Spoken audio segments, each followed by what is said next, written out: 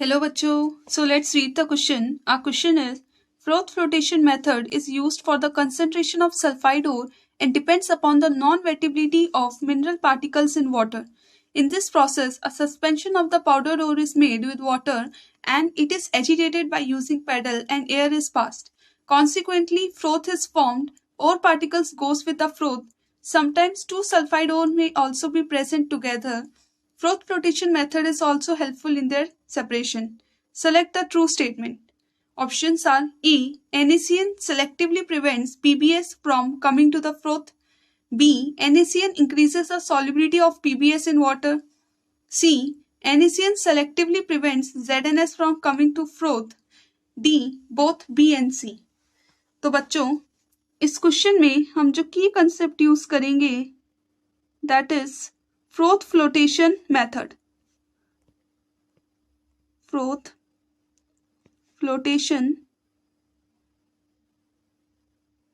Method.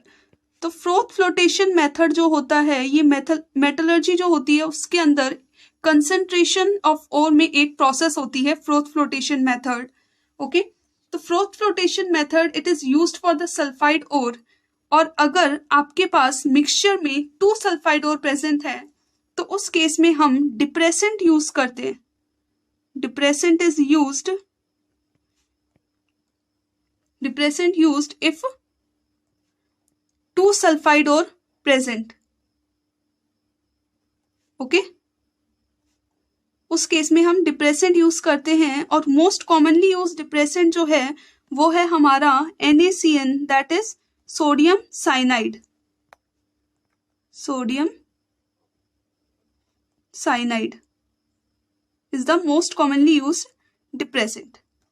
Okay, हमें 2 sulphide और present है और ओनली 1 को सेपरेट करना है तो उस केस में डिप्रेसेंट NaCN यूज किया जाता है. अब जो डिप्रेसेंट होता है वो एक्चुअली में फंक्शन क्या करता है? डिप्रेसेंट का काम होता है it prevents certain particles. It prevents certain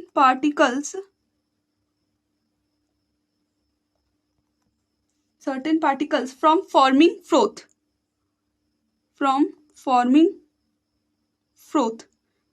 okay, तो ये कुछ पार्टिकल्स जो होते हैं जो अनवांटेड पार्टिकल्स है जिन्हें हमें सेपरेट नहीं करना है उनको फ्रोथ नहीं बनाने देता है. ओके, तो ये होता है डिप्रेसेंट का काम.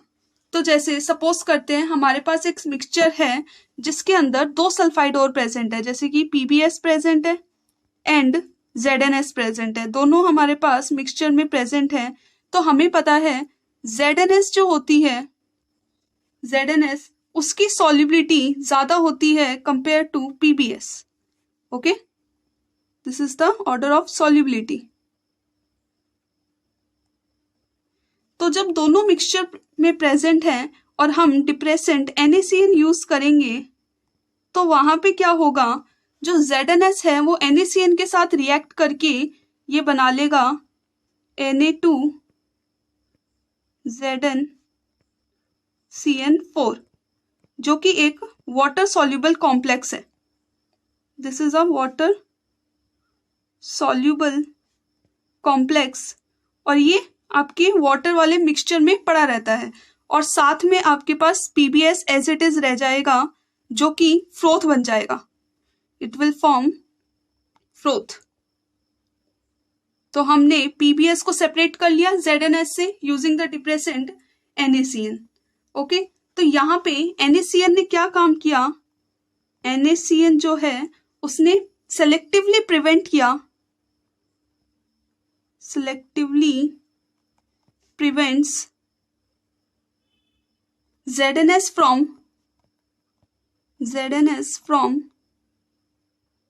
forming froth. Okay,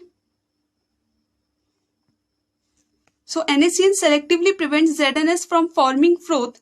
तो आपके फर्स्ट स्टेटमेंट था NaCN selectively prevents PBS from forming froth. ये गलत हो जाएगा, PBS तो फ्रोथ वाले पोर्शन में था ही.